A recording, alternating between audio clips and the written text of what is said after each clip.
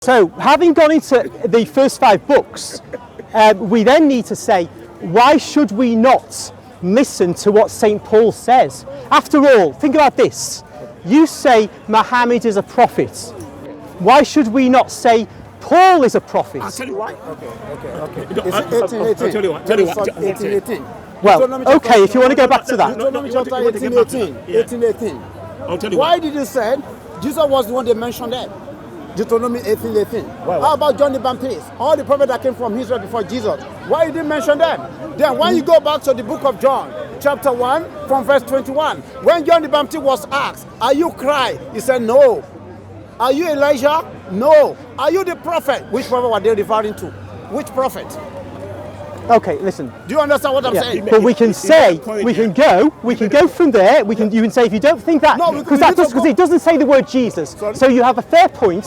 Because it doesn't say the word Jesus, right. you could That say, will be well, like- you could that say, will well, be it's like not Moses. Jesus. You can say that. That will be like Moses. However, when Jesus now came to Yeah. his people, they rejected him. Yeah, now I accept, because it does not say in Deuteronomy 18 the name Jesus. That's right. A person is open to say, oh, that's not Jesus. However, I would say I can argue it's Jesus because Moses was a lawgiver.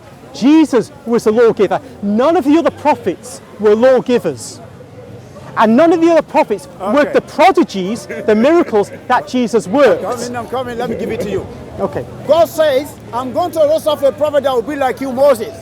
When you look at the similarity of Muhammad, sallallahu alaihi wasallam, Moses, look the same. Now, steady on. Steady on. Go to that. Before you go to Mohammed, just within within the Bible, I've said, the Israelites, you can talk about Mohammed You're digressing. outside. That's fair enough to come to Mohammed. That's fine. But within the Bible, Yes, whatever. it's proper to speak of Jesus as being the most likely one because he is a lawgiver like Moses. No, wait, what? What do you want? We give that verse, Deuteronomy 18:18, to Jesus.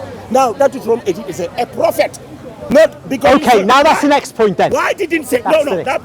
The only It's another point, the a fair only point. verse that Moses writes about Jesus according to Deuteronomy 18:18 and Deuteronomy 18:18. Oh no, it wasn't the only one. I mean, if you want me to leaf through and you'll get impatient, we can take one at a time. Okay. Okay. We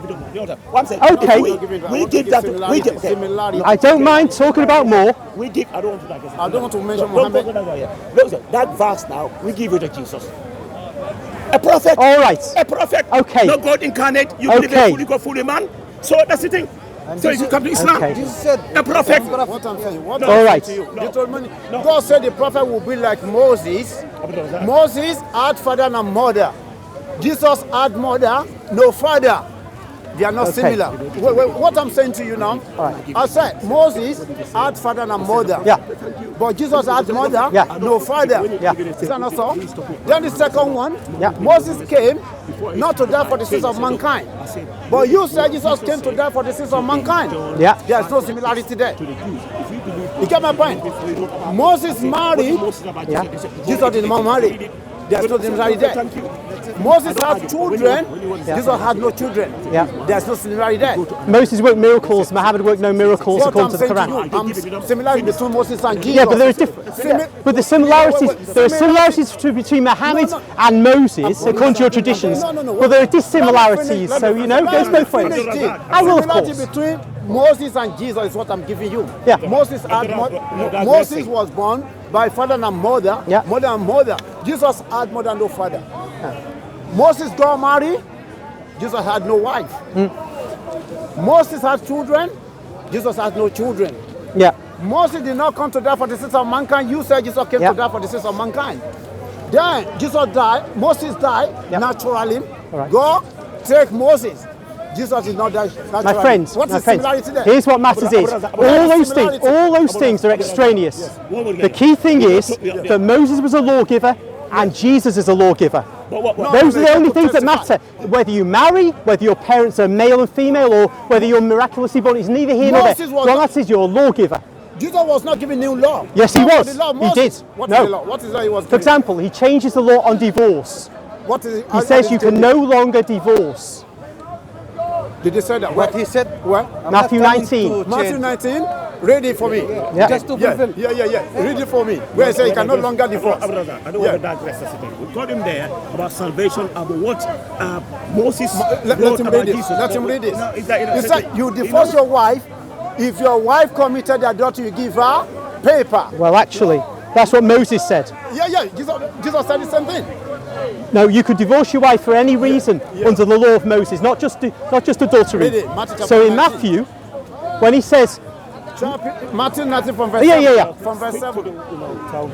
okay, No, you say, when he was talking about Deuteronomy chapter 18, we need to break it down. How about John the Baptist? Zechariah Okay. came from Israel. All these prophets, they came from Israel. Why is not using guys, listen.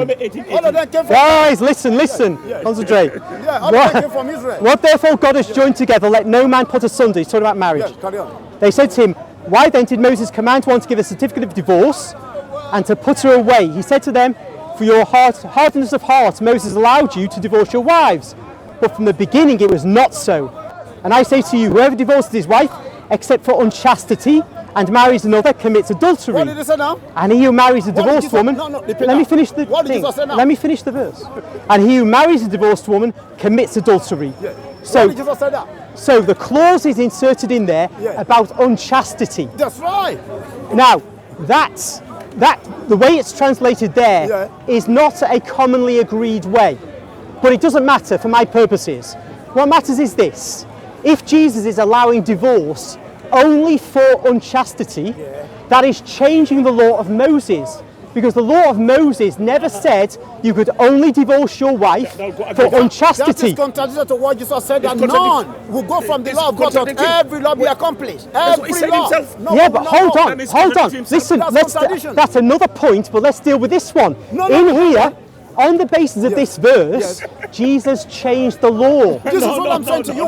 Read Matthew chapter 5 verse 17 to 19 for me. No, I understand your points about you're saying there's contradiction. I understand your point. Yeah. But what I'm getting at here is, in this verse, on its own, He hasn't changed. Jesus changed the law. No, he didn't change it. There's not a change. Look, it says here, Yes. it says, Hasn't for your, let me read Yeah, this. read it. For your hardness of heart, Yes.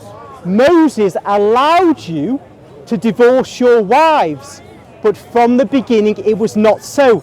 And I say to you, and then he goes on. So he's in this verse, in these verses, he has changed the law that Moses gave. In Matthew- It is plain. Now what you would say, now what you're going to say is, go to other verses where Jesus says the law is unchanged. That's right. Right, okay. But let's emphasize- I'm not saying that those verses don't exist. What I was pointing out to you is that in that statement Jesus says, not one jot, not one tittle will go from the law. That is qualified by the verses where he changes the law. And that is one example. This one where he changes the law. Let's check it. Matthew- And that means he's the lawgiver, as Moses is the lawgiver. No. Why? How can you say no? Someone that came to the Israelite, they did not obey him. He's not John lawgiver. chapter 1 verse 11, they Wait. rejected him. Guys, Don't look guys, at guys, rejected him. you've got to concentrate. He's not You've got to commandment. concentrate on what I'm saying. I'm not. You're saying Jesus was no lawgiver for reasons X, Y, Z. I'm saying that on the basis of the text, Okay, Jesus is a lawgiver. listen to me.